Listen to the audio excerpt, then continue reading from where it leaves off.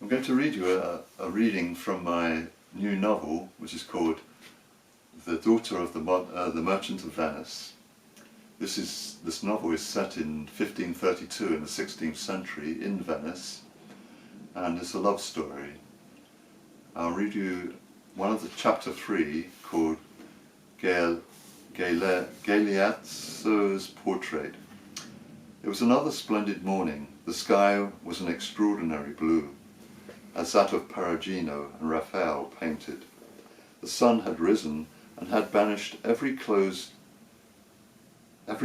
from sight, except for two small vaporous clouds floating dreamily across the sky. The church bells were heard in the clear morning air, and the sounds of activity on the Canalazzo stirred Giustina from her sleep. Beams of reflected light danced across the ceiling and walls, as the taffeta curtains caught the breeze from the Canalazzo. Giustina's senses began to awake. She yawned and stretched her body, then sat up in bed. Giustina turned to look at her twin sister, Giovanella, who was still deeply asleep. Giustina's first thought of the day rushed into her mind. "Giovanella, wake up! It's a beautiful morning, and we must get ready to go with father to see Lorenzo Lotto." What?" said Giovanella sleepily, as she turned her body, pulling the bed cover over her head. "Giovanella, vieni, vieni," insisted Giustina impatiently. "You must get up now. We have to be ready for Papa to take us to see Lorenzo Lotto." Giustina pulled the blue silk quilt cover from Giovanella and started to pull her arms. "Stop pulling me, I'm getting up now." Giovanella slowly sat up, yawning and rubbing her eyes. Turning her back to Giustina, she sat on the edge of the heavy four-poster bed and looked towards the curtained window. Then she went over to the window, stretched out her arms and opened the taffeta curtain wide. The bright sunlight flooded into the bedchamber, illuminating every nook and cranny.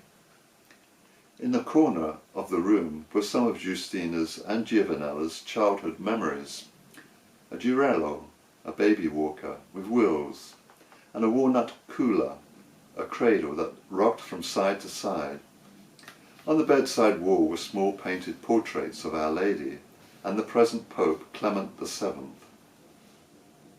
On the opposite green wall was a beautiful 9-foot square Flemish tapestry woven with mille-fleurs design that Galeazzo had brought from a merchant from Tournai in France. Giovanella sat on the walnut chair that was upholstered with Pavonazza velvet and slipped off her shift. Her pale skin took on a warm glow as the sun's rays entered the room. Giovanella was beginning to wake up to the day. "Giustina, indeed a wonderful morning. I'm looking forward to meeting Lorenzo Lotto," said Giovanella as she pulled out her gold-embroidered white camicia and dress from the walnut cassone. "Si, Giovanella, bellissima. Now let's hurry. We mustn't be late. I'll help you with your hair." Giustina stood behind her and began to brush Giovanella's long dark tresses. Then she braided the hair tightly at the back. "Bene, you look beautiful. Now let's go, Giovanella, before father gets angry at us." "Woof, woof," quietly barked Argo, the greyhound, as he padded into the bedchamber, looking at Giustina for reassurance that it was all right for him to be there. "Argo, my handsome dog, I'm sorry, but you can't come with us this time," said Giustina. Giustina, "Giovanella, Finetti, your father is ready and waiting for you in the library," called their mother anxiously, knowing that Galeazzo was impatient and could get angry if the girls made him late. "Si, si, mamma, we're ready, we're coming now," answered Giustina as she looked into the tall, gilded-frame mirror, arranging her dress and making final adjustments to her hair. Galeazzo stepped briskly by the girls' bedchamber and called to them brusquely, "Giovanella, Giustina, Venetti, Venetti, I'll meet you in the gondola." "Si, father, we're ready, we're coming now," replied Giustina anxiously. Outside the car Boschetti, the gondoliere was waiting, standing by the stern of his gondola, which was hitched with a hoop of rope to a long docking pole. The gondola swayed gently with the green water slapping against its sides. Ghiarezzo appeared with his 2 daughters on the green slimy steps leading to the water's edge, and the gondoliere stepped smartly onto the bank, offering his hand to help the girls into the gondola. Giustina and Giovanella sat together at the stern, arranging their dresses, and Ghiarezzo sat facing them. The gondoliere looked at Ghiarezzo. San Zanipolo. Ghiarezzo gestured with one hand to the gondoliere to start rowing.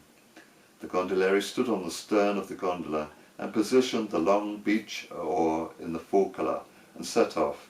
Plying his oar forward, the gondola headed out toward the Ponte di Rialto, passing the many sun-washed ochre and terracotta-coloured case, and the bustling Rialto Marco on the Riva del Ferro, where many barges were moored together, laden with melons.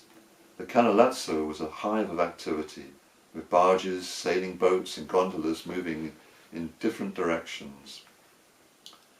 The gondoliere plied his oar with extra power to turn right into the narrow canals. They entered the Rio dei Fortego and passed the Fondaco del Tedeschi, the facade of which was decorated with Giorgione's and Titian's frescoes, and passed into the Rio del Piombo. The gondola glided smoothly through the water. They passed by little gardens above, high crumbling walls, hung with clusters of white jasmine and rose crimson bougainvillea. They sent down heady perfumes. The narrow canals were quiet. The only sound to be heard was a delicate splash of droplets of water from the gondoliere's oar. Giovanella, look at that huge seagull. It's caught something. What is it pecking at? Shouted Giustina excitedly, pointing to the damp, slimy green steps on the side of the canal. The gondola glided forward towards the seagull. Now I can see what it is pecking at. It's a baby pigeon, said Giovanella with disgust. It's a dead pigeon, one less of the vermin to dirty our streets with its droppings. The seagull is helping us to keep the vermin out of Venice, affirmed Ghiarezzo, as he turned around to look at the seagull pecking aggressively at the tiny corpse. At that moment the large seagull took off, lifting awkwardly the dead baby pigeon up and away into the clear blue sky. Papa, it is one of God's living creatures. How can you be so cruel? It is only a baby. Doesn't God teach us to love all creatures in the world? Responded Giustina sensitively. Life is cruel. Birth, life and death have remained unsolved riddles for us for centuries, and we are none of the wiser. We are all suffering from the human being to the pigeon, answered Ghiarezzo dispassionately. Giustina, feeling hurt, contained her feelings and kept quiet. She turned and looked into the opaque green water at the distorted reflections of the buildings. Their gondola passed the Palazzo Marcello on the left, then turning right into the Rio di Santa Marina, and finally arrived along the Rio di San Giovanni. The bare-legged gondoliere calmly poured into the bank, his oar swishing through the water. They embarked near to Cal Bressani, one of the streets leading to Campo San Zanipolo in Castello. The gondoliere secured the gondola to a docking pole. Ghiarezzo and his daughters sat quietly watching the other gondolieri, leaning on their oars, talking garrulously and laughing with each other. The water lapped against the gondolas, smacking against the banks of the fondamenta. The gondoliere stepped onto the bank and, stretching out his strong, rough hand to help Giustina and Giovanna onto the fondamenta. Ben grazie, said Ghiarezzo, dropping 2 ducats into the gondoliere's rough hand. Ben grazie, soir, replied the smiling gondoliere, who then went over to help his next customer, an old Augustin friar wearing a black habit and carrying a basket of freshly baked bread. he was returning to the San Salvador friary. Galeazzo, Giustina and Giovanella continued their journey on foot along Cao Bressani. The narrow street opened onto Campo San Zanipolo, which was dominated by the huge Gothic brick church with a white stone columned facade. Here we are, girls, the Dominican Church of San Zanipolo. It's a very old church, and these Dominican friars are working to relieve the sick and the poor.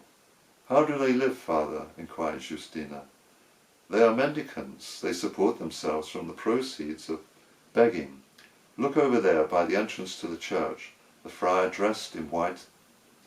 See how he is begging for alms with his bowl from that patrician. Do you see him, girls? Answered Galeazzo. Si, Father, said Justina and Giovanna. I stopped.